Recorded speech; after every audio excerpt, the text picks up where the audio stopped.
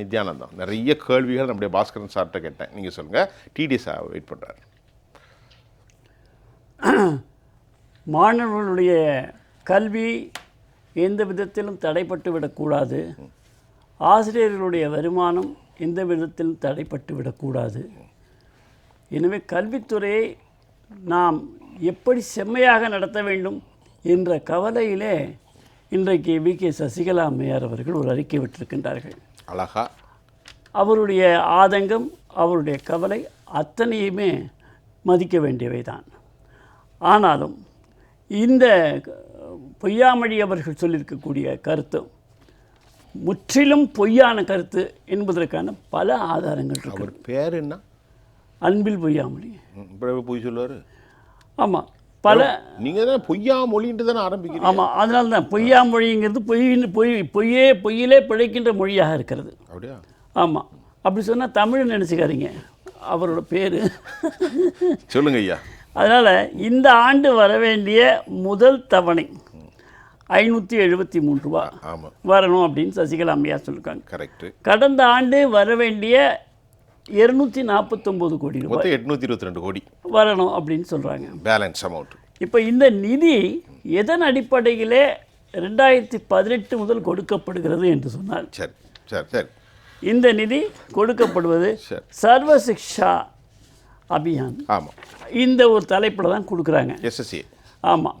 இதில் வெறும் ஆசிரியர்களுக்கு சம்பளம் கொடுப்பதும் மாநிலங்கள் நடத்துகின்ற பள்ளிகளுக்கு மாணவர்களுக்கான பயிற்சிக்கு மட்டுமல்ல, தமிழகத்தை பொறுத்தவரை 16,000 புதிய பள்ளிக்கூடங்கள் நவீன வசதிகளுடன் கட்டுமான பணியோடு சேர்த்து கட்டுவதற்கான ஒரு அமைப்பு. இப்போ 16,000 பள்ளிகள் அப்படியே வளர்ந்துட்டே போகும். அதுவும் கலந்தது தான் இந்த சர்வ சிக்ஷா அபியான். ஏற்றுக்கொண்டார்கள் தமிழக அரசு. இன்றைக்கு இந்த 2 ஆண்டுகளுக்கு முன்பாக, கடந்த ஏப்ரல் மாதத்தில் 3 மாதத்துக்கு முன்பாக அன்பில் பொய்யாமொழி அவர்கள் அதை ஏற்றுக்கொண்டு இங்கே வந்து நான் இங்கே உள்ளவர்களோடு கலந்து பேசி அதை நான் செய்து விடுகிறேன் என்று சொல்லி வந்தவர் இன்னும் எந்த பதிலும் சொல்லவில்லை. ஆக பொய்யாமொழி அவர்கள் ஏற்றுக்கொண்டதை 3 மாதம் ஆகியும் இன்னும் என்னவென்று பதில் கூட வரவில்லை. இன்னொரு கேள்வி, PM ஸ்ரீ அப்படிங்கிற ஒரு கல்வி ஒரு முறை, அதை திமுக ஏற்றுக்கொள்கிறதே. ஆமாம், இல்லை இன்னும் ஏற்றுக்கல. PM ஸ்ரீயின் மூலமாகத்தான் இந்த 16,000 பள்ளி ஏற்றுக்கொண்டதாக இன்றைக்கு குறைகள் வந்திருக்கிறது. ஆமா, சொல்லிட்டாங்க, ஏற்றுக்கொள்கிறேன் என்று சொல்லிட்டாங்கல்ல. ஆமா, ஆனால் ஒப்பந்தம் விடுவதில்லை, MOU போட மாட்டேங்கிறாங்க. MOU போடாம வாயில சொன்னா விளங்காதது. ஆமா, அதனால தான் பிடிச்சி நிறுத்திருக்காங்க. அதுவும் இப்போதான், அதுவும் 24 18 கொடுத்துக்கிட்டு இருக்காங்க. எவ்வளவு கொடுத்துருக்காங்க? ஏற்கனவே முதல் சுற்றுலா அழகா சொன்னது. சரி, ஏறத்தாழ 8,971 கோடி கொடுத்துருக்குறது. ஆமா, அப்போது 908க்கு 21 22 1908 கோடி 21 22 2107 கோடி 22 23 கொடுத்துருக்கு. இந்த ஆண்டு குறைத்து 1876 கொடுத்துருக்கு கோடி. ஏன் இந்த ஆண்டு குறைத்தார்கள் என்றால், இன்னும் நீங்கள் அந்த PMC அதில் ஒப்புக்கொண்டது போல இன்னும் தொடங்கவே இல்லை. இப்போ நான் என்ன சொல்கிறேன், நேராக கேட்குறேன். அம்மையார் சசிகலா அம்மையார் சொன்ன மாதிரி தன்னுடைய வருத்தத்தை தெரிவித்திருக்கிறார். திமுகவுடைய இரஸ்பெக்டிவ் பொறுப்பற்ற தன்மையை பற்றியும் அவர் பேசுகிறார். நல்லா கேட்குறேன். பாருங்க, இப்போ நீங்கள் 2 பேரும் அரசியல் செய்கிறதுனால பாதிக்கப்படுவது எங்கள் ஊரில் உள்ள எங்கள் பிள்ளைகளோ? நான் கேட்குறேன் ஐயா, இந்த மண்ணில் ஏழை பிள்ளைங்க, நீங்கள் 2 பேரும் அரசியல் செய்கிறீங்க. ஒரு பக்கத்தில் ராஜ்நாத் சிங் வந்து ஐயா கலைஞரை போன்ற மாபெரும் தலைவர் இல்லை, எல்லாரும் எழுந்து நில்லுங்க இருக்கிறார், இவர் தூங்காத இரவுண்டு திருவெட்டியூரில் போய் பேசுகிறார். அந்த அரசியல் எங்களுக்கு இல்லை. ஆனால் இங்கே பாதிக்கப்படுகிறது குழந்தைகள், ஏழைகள், ட்ரைபல் கம்யூனிட்டி, எல்லோரும் பாதிக்கப்படுறாங்க. அது எந்த நிதியாக இருந்தாலும் சரி. அதாவது இந்த கல்வியை பொறுத்த வரையில் அரசியல் இங்கே இல்லை. தமிழக அரசு மட்டும்தான் அரசியல் செய்து கொண்டிருக்கிறது. திராவிட முன்னேற்ற கழகம் மட்டும்தான் அரசியல் செய்து கொண்டிருக்கிறது. மத்திய அரசு ஒப்பந்தப்படி ஓரளி என்ன கமிட் பண்ணாங்களோ அதை கொடுத்துக்கிட்டு இருக்கிறாங்க. அதனால் இதில் அரசியலே கிடையாது. அப்போ மத்திய அரசு அரசியல் பண்ணலை. அது இந்த கல்வி விஷயத்தில் திமுக இதில் வராத பணத்தை வரலன்னு சொல்லி அரசியல் பண்ணால் அவங்களுக்கு என்ன லாபம்? மத்திய அரசின் மீது புழுதி வாரி இறைத்தல், மோடி அவர்கள் வஞ்சிக்கிறார், அதைத்தானே சொல்லுகிறார்கள். இதை சொல்லி 26ல் அதிக சீட்டு பிடிக்கலான்னு வாய்ப்போ? உண்மைதான், தொடர்ந்து அதுதானே பண்ணிக்கிட்டு இருக்கிறாங்க. ஆக அரசியல் செய்வது திராவிட முன்னேற்றக் கழகம் அதன் கூட்டணி கட்சிகளும் தான். மோடி அரசு என்ன செய்ய வேண்டுமோ அதனுடைய கடமையை செய்து கொண்டிருக்கிறது. அதனால் இங்கே வாக்கிழப்பு ஏற்படுது. வாக்கு வங்கி பெருகி இருக்கலாம். ஆனால் இந்த முக்கியமான விஷயம் நீங்க சொல்ற இப்படி சொல்லிட்டு இடைவெளிக்கு போறேன். அதாவது ஒரு இடத்துல போய் சுவை கண்ட பூனை இருக்கு பாருங்க, அத மாதிரி பாஜக எதிர்ப்பின் மூலமாக பெற்ற லாபத்தை அனுபவிக்கிறாங்க. அது ஒரு சுருக்கம். அப்படிதானே முடியாது. அதை தான் இப்ப சூத்திரமா பயன்படுத்துறதுக்கு இப்படி கொண்டு வரான்னு சொல்றீங்க. திரு இளந்தமிழ், நான் உங்கள்கிட்ட கேட்ட டிடிஎஸ்ல போலான்னு இருக்கேன். இப்போ சொல்லுங்க ஐயா, சொல்லுங்க வரேன். ஒரு வரியில் சொல்லுங்க.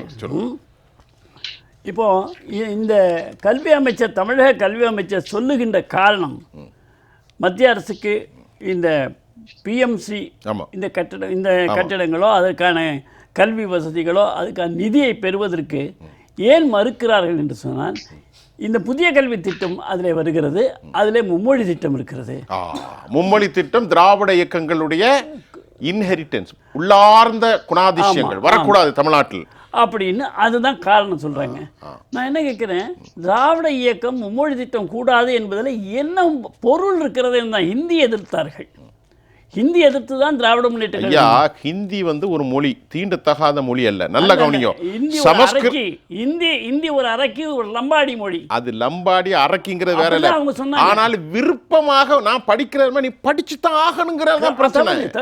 ஹிந்தி படிக்கிற பத்தி தப்பு இல்ல. அதாவது ஹிந்தி மட்டுமல்ல, இந்தி திணிப்பது மட்டுமல்ல, இனிப்பே ஆனாலும் திணிப்பது முறை அல்ல. கரெக்ட். நான் அதை முதல்ல தெளிவாக, சுகர் ஏறி போயிடும். ஆமா, 450 கிட்னி ஃபெயிலியர். ஆகவேதான் என்னது, ஆகவேதான் இனிப்பே என்றாலும் திணிக்க முடியாது என்பது போல் ஹிந்தி திணிக்காதீங்க, தேவைப்பட்டவங்க படிச்சுட்டு போறாங்க. காங்கிரஸ் மத்தியிலே ஆளுகின்ற பொழுது, திமுக அங்கமாக இருந்த பொழுது, மற்ற மாநிலங்கள் அனைத்திலும் மும்மொழி திட்டம் என்ற பெயரில் ஹிந்தியை திணித்தார்கள். வேறு மொழி கிடையாது. காங்கிரஸ் திமுகவும் இருந்த காலத்தில் அதுதான் எல்லாம் கரெக்டா இருப்பாங்க. ஆனால் இப்பொழுது மோடி அரசு கொண்டு வந்திருக்கக்கூடிய புதிய கல்வி திட்டத்தில் திணிப்பு கிடையாது. உனக்கு தேவையான மொழியை நீ படித்துக் கொள்ளலாம். சரி, கொங்கணி படித்தால் அதற்கு வாத்தியா இருக்கிறான்னு ஏன் கொங்கணின்னு சொன்னா உங்களுக்கு தெரியும்? இல்லைங்க, கொங்கணி இல்லை, நீங்க வேற ஏதாவது போஜ்புரி சொல்லுங்க. அதற்கு ஆசிரியர்கள் இருக்கிறாரான்னு கேட்டீங்க, நல்ல கேள்விதான். ஆனால் நாம் படிக்கின்ற பொழுது மலையாளம் தமிழுக்கு பதிலாக படித்தார்கள். இருமொழி கொள்கையிலேயே தமிழுக்கு பதிலாக மலையாளம் படித்தவர்கள், தெலுங்கு படித்தவர்கள் இருக்கிறார்கள். அதுக்கு ஆசிரியர்கள் கிடையாது. அதான் இப்ப கேக்குறேன், எந்த மொழினா போஜ்புரி நான் படிக்கிறேன், என் பிள்ளைய கொண்டு ஆசிரியர் கிடையாது. அதுதான் அப்ப ஹிந்தி தான்.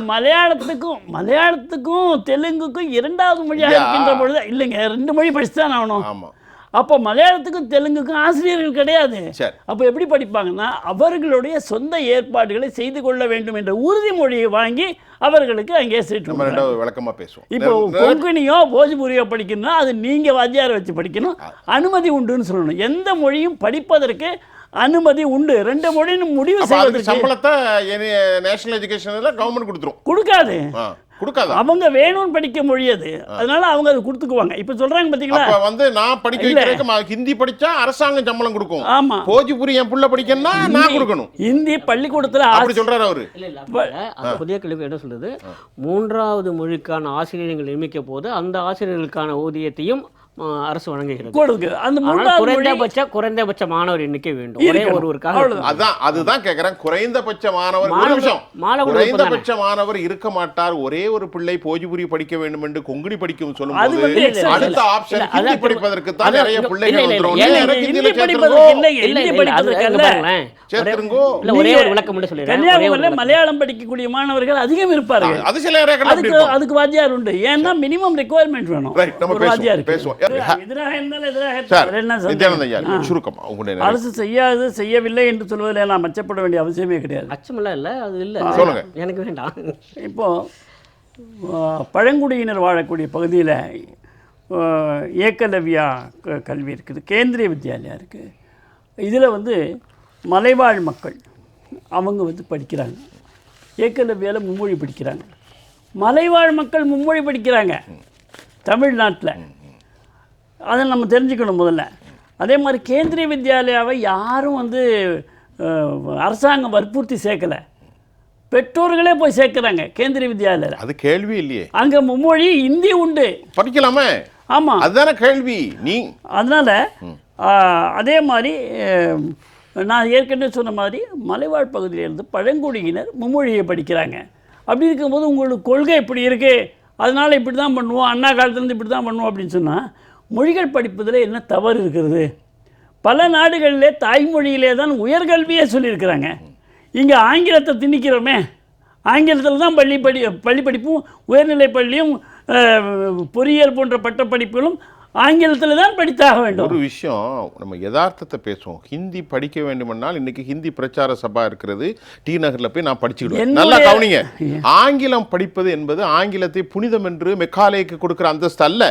சர்வதேச அளவில் இன்னைக்கு நாங்க ஒரு விவகாரத்தை படிக்க போனோம்னா நான் என்ன ஹிந்தி படிச்சுட்டு எங்க போறது? நீங்க கண்ணில் வந்து கருப்பு துணி கட்டிட்டு பேசக்கூடாது. ரைட்டு. நான் என்ன கேட்கிறேன், என்னுடைய வரிப்பணத்தில் நடத்துகின்ற என்னுடைய கல்வி கூடங்கள், சரி, எனக்கு நான் வேண்டியதை படிப்பதற்கு வசதி இல்லை, நான் காசு கொடுத்து தான் இந்திய பிரச்சார சபையில் போய் படிக்கணும். ஆமா, இது என்ன நியாயம்? அப்ப இந்தியாவுல ஹிந்தி மட்டும்தான் இந்தியாவுடைய மொழியா? நீங்கள் கேட்கின்றீர்கள், என்னுடைய வரிப்பணத்தில் நான் ஹிந்தியை தான் வைப்பேன் என்று சொன்னால் ஹிந்தியை படிக்க வேண்டும். தமிழ் திராவிடர்கள் இருக்கிறார்கள், தெலுங்கர்கள் இருக்கிறார்கள், ஒரியா இருக்கின்றது, வெஸ்ட் பெங்கால் இருக்கின்றது. அது துளுவானாலும் ஒரியாவானாலும் கொங்கணியானாலும் என்னுடைய பணத்தில் தான் நான் படிக்கிறேன். ஆமா. ஆனால் இந்தியை அரசாங்கம் நாடு முழுவதும் ஏற்றுக்கொண்டு படிக்க வைக்கிறது. இங்கே வேணானா ஹிந்தி வேண்டாம். அப்படி என்றால் அரசாங்கம் நாடு முழுவதும் ஏற்றுக்கொண்டது என்று நீங்கள் எப்படி சொல்லுகிறீர்கள்? இதுவரை நடைமுறை ஹிந்தி பேசக்கூடிய மாநிலங்கள் மகாராஷ்டிராவில் தாய்மொழி ஹிந்தியா? ஐயா, ஹிந்தியை தாய்மொழியா சொல்றது கேளுங்க. இது ஏற்கனவே இருக்கின்ற நடைமுறை. ஆனால் மோடி அவர்கள் ஆட்சிக்கு வந்த பிறகு ஹிந்தி தான் படிக்க வேண்டும் என்று எங்கும் சொல்லப்படவில்லை. எல்லா மாநிலத்திலும் உங்களுக்கு எந்த மொழி வேண்டுமோ படித்துக் கொள்ளலாம் என்று நான் சொல்லிவிட்டேன். இது பாஜக மோடியினுடைய கட்சி, மோடியினுடைய பாரதிய ஜனதா கட்சி. நான் ஒரு காலத்தில் அந்த கட்சியிலே இருந்திருக்கிறேன். அந்த கட்சியினுடைய மொழிக் கொள்கை நீதிமொழி தமிழாக இருக்க வேண்டும், ஆட்சி மொழி தமிழாக இருக்க வேண்டும், கல்வி மொழி தமிழாக இருக்க வேண்டும். ரைட்.